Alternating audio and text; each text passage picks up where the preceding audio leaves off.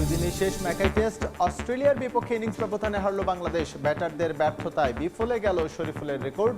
Series শেষ 1-1 সমতায়। ভবিষ্যতে আরো ভালো করবে বাংলাদেশি বোলাররা, দিতে হবে বিদেশি লিগে খেলার স্বাধীনতা, মন্তব্য সাবেক পেসার নাজমুল হোসেনের। নাহিদ রানাকে ফেরাতে বিশেষ প্রস্তুতি। ফিফা আসিয়ান কাপে খেলার অনুমোদন পেল বাংলাদেশ। নতুন মাইল ফলকের অপেক্ষায় দেশের ফুটবল। হামজা, সমিত সহ মূল খেলোয়াড়দের নিয়েই দল গড়ার আশা। এবং লা লিগা ওপেনারে কস্টার্চিত জয় রিয়াল মাদ্রিদের। স্পানিওলকে 2-1 গোলে হারালো মরিনিও বাহিনী। ডর্টমুন্ডকে হারিয়ে জার্মান সুপার কাপের শিরোপা জিতল বায়ার্ন মিউনিখ। শুরুতেই বাংলাদেশ অস্ট্রেলিয়া টেস্ট সিরিজের খবর। দুই দিনেই শেষ ম্যাকাই টেস্ট ইনিংস ও 51 রানের ব্যবধানে হারল বাংলাদেশ। শুরুতে ব্যাট করে 64 রান অল আউট হয় সফরকারীরা, জবাবে 210 রান করে অস্ট্রেলিয়া। পরের ইনিংসে 95 রানেই থেমে যায় বাংলাদেশ। ব্যাটারদের ব্যর্থতায় বিফলে গেল শরীফুলের রেকর্ড। দুই ইনিংসে 10 উইকেট নিয়ে player of the match Mitchell Starc. Series সেরাও হয়েছেন তিনি। টেস্ট সিরিজ শেষ হলো 1-1 সমতায়। ম্যাকাই থেকে তারেক হাসান শিমুলের ম্যাচ রিপোর্ট।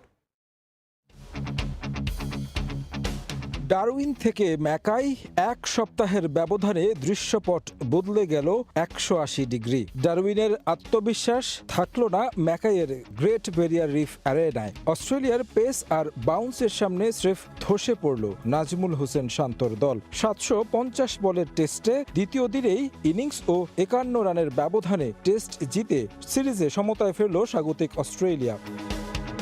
ম্যাকাই টেস্টে টাইগারদের জন্য লড়াইয়ের একমাত্র প্রাপ্তি ছিলেন পেসার শরীফুল ইসলাম। বাঁহাতি এই পেসারের আগুন ঝরা বোলিংয়ে প্রথম ইনিংসে 210 রানেই গুটিয়ে যায় স্বাগতিকদের ইনিংস। 48 রানে 7 উইকেট নিয়ে সফরকারী যে কোনো বোলারের সেরা বোলিংয়ে রেকর্ড করেন শরীফুল। ক্যামেরুন গ্রিনের বুক চিতিয়ে করা ইনিংসেরা 67 আর শেষ দিকে টেলেন্ডারদের লড়াইয়ে ভর করে 146 রানের লিড তোলে অজিরা। তবে সেই লিডের জবাব দিতে নেমে বাংলাদেশের দ্বিতীয় ইনিংস রূপ নেয় চরম বিপর্যয়ে। বল হাতে দ্বিতীয় ইনিংসে তাণ্ডব চালান মিচেল স্টার্ক ও অধিনায়ক প্যাট কামিন্স। স্টার্কের গতি আর সুইংয়ে শুরুতেই তাসের ঘরের মতো ভেঙে পড়ে বাংলাদেশের টপ অর্ডার। আগের ইনিংসে 6 উইকেটের পর দ্বিতীয় ইনিংসে আরও 4 উইকেট তুলে নিয়ে ম্যাচে 10 উইকেটের কোটা পূর্ণ করেন স্টার্ক। ক্যারিয়ারে দেশের মাটিতে এটিই তার সেরা বোলিং ফিগার। স্টার্কের সাথে যোগ দেন অধিনায়ক প্যাট কামিন্সও। মাত্র 3 টেস্টের 2 ইনিংসে কোনো দলের 100 রানের নিচে অল আউট হওয়ার ঘটনা এটাই প্রথম। সিরিজে 1-1 সমতায় শেষ করলেও ব্যাটিং ব্যর্থতার পুরনো ক্ষত নিয়েই মাঠ ছাড়তে হলো বাংলাদেশকে। ডারউইনে 11টি সেশনে আধিপত্য দেখানো বাংলাদেশ ম্যাকাইতে এসে একেবারে ভিন্ন রূপ। ব্যাটসম্যানরা যেন পড়েছিলেন দুর্বোধ্য ভূমিতে, একেবারে কুল কিনারাই খুঁজে পাচ্ছিলেন না। 1.5 দিন যাওয়া লড়াইটা করেছে বাংলাদেশ, সেটাও শরীফুল ইসলামের পেসের কল্যাণে। সাদা পোশাকে এখন যদি ধারাবাহিক পারফর্ম করতে হয় টাইগারদেরকে, এই ব্যাটিংয়ে যে ব্যাপক উন্নতি আনতে হবে সেটা আর বলার অপেক্ষা রাখে না। সেই বিষয়টা নিয়ে টিম ম্যানেজমেন্ট কতটা ভাববেন সেটাই এখন দেখার বিষয়। অস্ট্রেলিয়ার সঙ্গে সিরিজ ড্র করায় প্রথমবারের মতো আইসিসি টেস্ট র্যাঙ্কিংয়ে 6ষ্ঠ অবস্থান উঠে এলো বাংলাদেশ। পেছনে ফেলেছে শ্রীলঙ্কা, পাকিস্তান, ওয়েস্ট ইন্ডিজের মতো দলকে। র্যাঙ্কিংয়ে শীর্ষস্থানে আছে অস্ট্রেলিয়া, 78 রেটিং পয়েন্ট নিয়ে 6ষ্ঠতে বাংলাদেশ।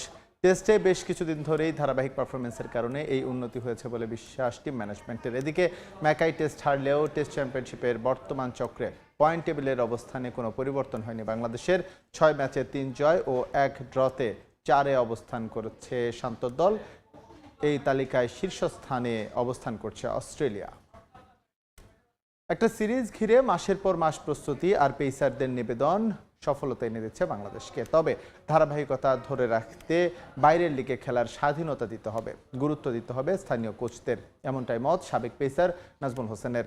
ইনজুরি আক্রান্ত নাহিদ রানাকে ফেরানোর গুরু দায়িত্বটাও পড়েছে তার কাঁধেই।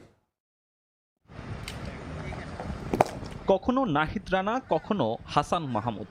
সুযোগ পেলে আলো কাটছেন তাসকিন কিংবা শরীফুল। শুধু জাতীয় দল নয়, বয়স ভিত্তিকেও এখন মানসম্মত পেসারের ছড়াছড়ি। আর এমন পেস বিপ্লবে পেসারদেরকেই সবচেয়ে বড় কৃতিত্ব দিলেন সাবেক পেসার নাজমুল হোসেন।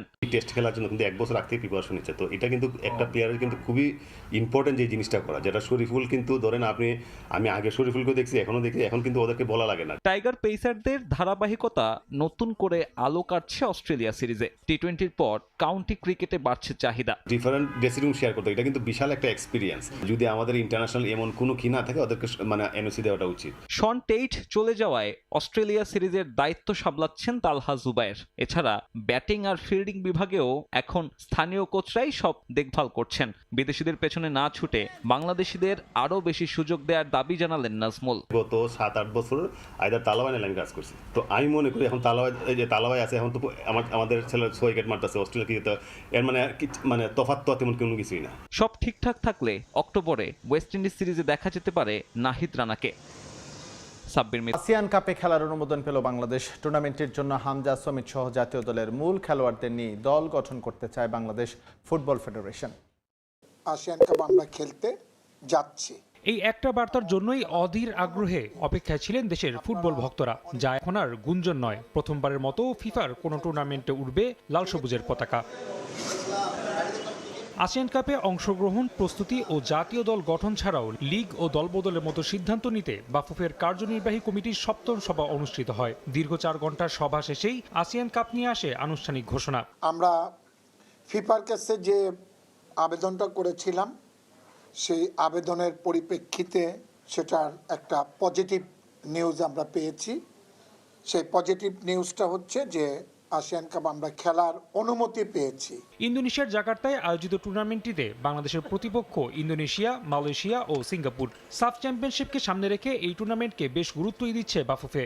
হামজাকে পাবেন, সমিত সোমকে পাবেন, সবাইকে পাবেন। আমাদের সাফে যে খেলোয়াড়গুলি খেলবে, প্রত্যেকটা খেলোয়াড়কে আমাদের এখানে আমরা অন্তর্ভুক্ত করব। জাতীয় দলে স্বস্তির হাওয়া লাগলেও কাটছে না ঘরোয়া ফুটবল শুরু নিয়ে জটিলতা। পূর্ব ঘোষিত 25 আগস্ট যে মাঠে গড়াবে না লিগ, সেটা এখন নিশ্চিত।